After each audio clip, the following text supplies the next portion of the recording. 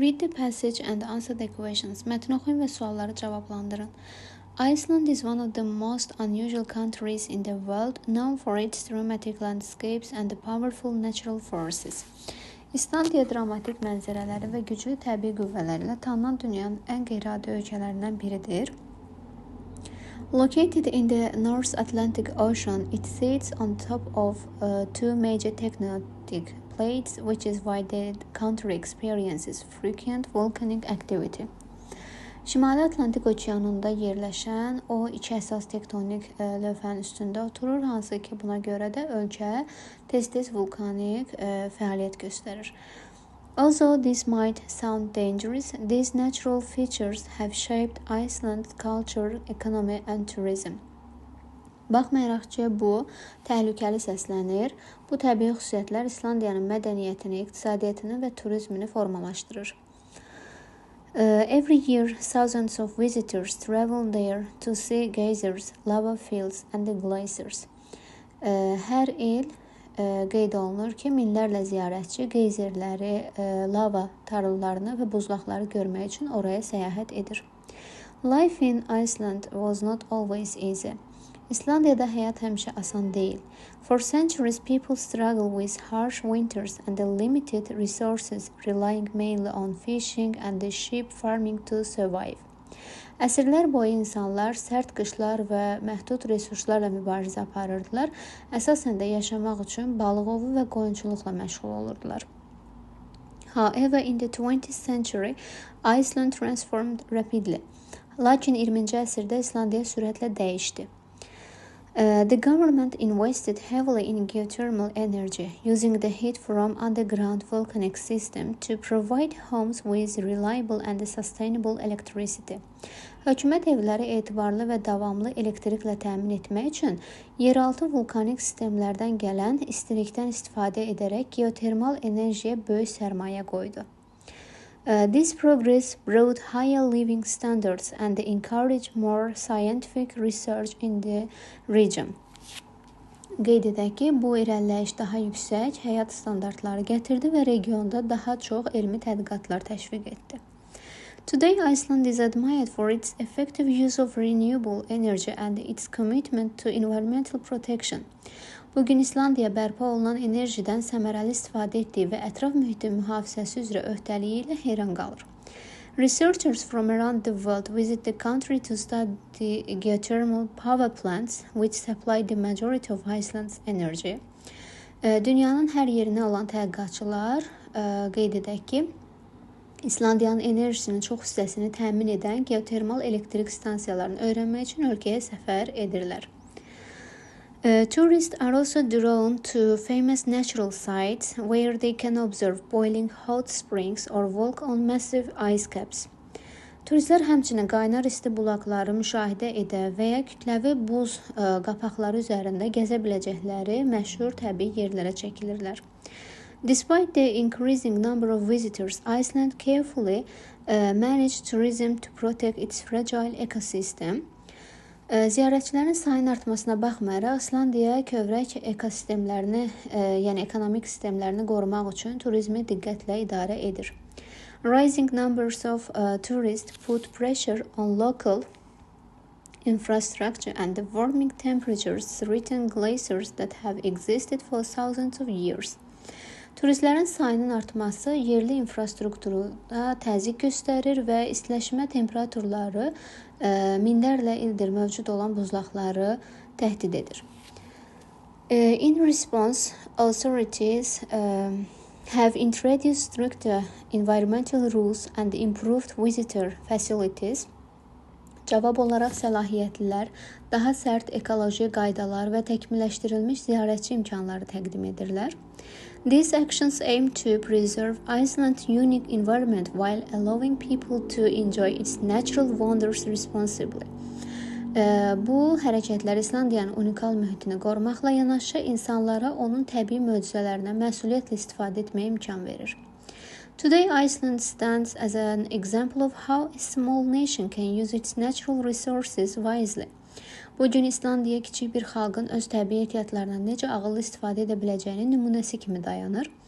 Its success in clean energy, environmental care, and scientific innovation attracts global attention. Onun təmiz enerjisi, ətraf mühitə qulluq və elmi innovasiyada uğuru qlobal diqqəti cəlb edir. Visitors often leave with a deeper appreciation of how nature and human planning can work together, making Iceland one of the most captivating places to explore. Ziyarətçilərin tez-tez təbiətin və insan planlaşdırılmasına necə birlikdə işləyə biləcəyini daha dərindən qiymətləndirərək İslandiyanı kəşf etmək üçün ən cazibədar yerlərdən birinə çevirir. Növbəti hissədə biz mətnimizlə əlaqəli suallara diqqət edəcəyik. Decide whether the statements are true or false according to the passage. Mətnə əsasən verilən cümlələrin doğru yoxsa yanlış olduğuna qərar verin deyilir. Birinci cümləmizdə using geothermal energy has increased living standards in Iceland verir. Yəni geotermal enerjidən istifadə etmək İslandiyada yaşayış standartlarını artırıb. Mətnə əsasən birinci verilən məlumatımız doğru hesab olunur. Çünki mətndə qeyd olunur ki, artıq geotermal belə deyək ki, istilikdən istifadə etməklə onlar get-gedə, yəni yaşayış şərtlərini belə deyək ki, artırıblar və eləcə də regionda elmi tədqiqatlara da alimləri həvəsləndiriblər. İkinci paragrafın son hissəsində bu məlumatı əldə etdiyimiz üçün birinci cümləmiz doğru hesab olunur. İkinci cümləmizdə the geographical features of Iceland, including volcanoes and the glaciers, are entirely man-made attraction built to draw tourists rather than natural phenomena.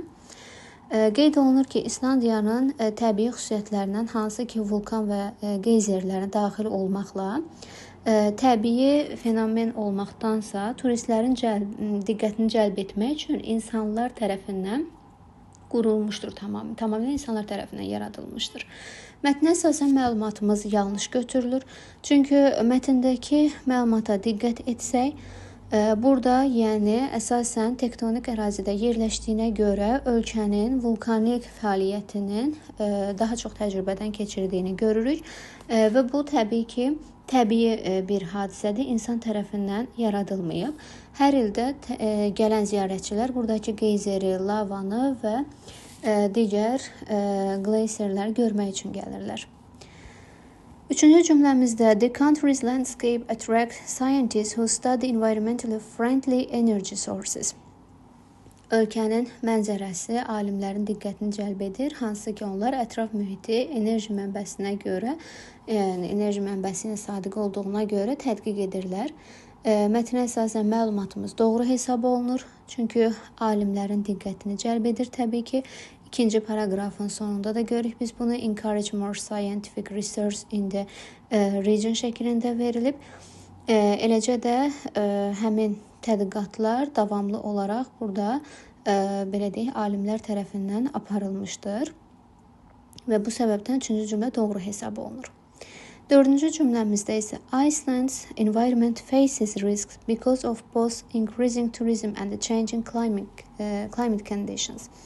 İslandiyanın ətraf mühiti iqlim dəyişkənliyi şərtlərinə görə, eləcə də turizmin artmasına görə risklərlə üzləşir. Yenə məlumatımız mətnə əsasən doğru hesab olunur.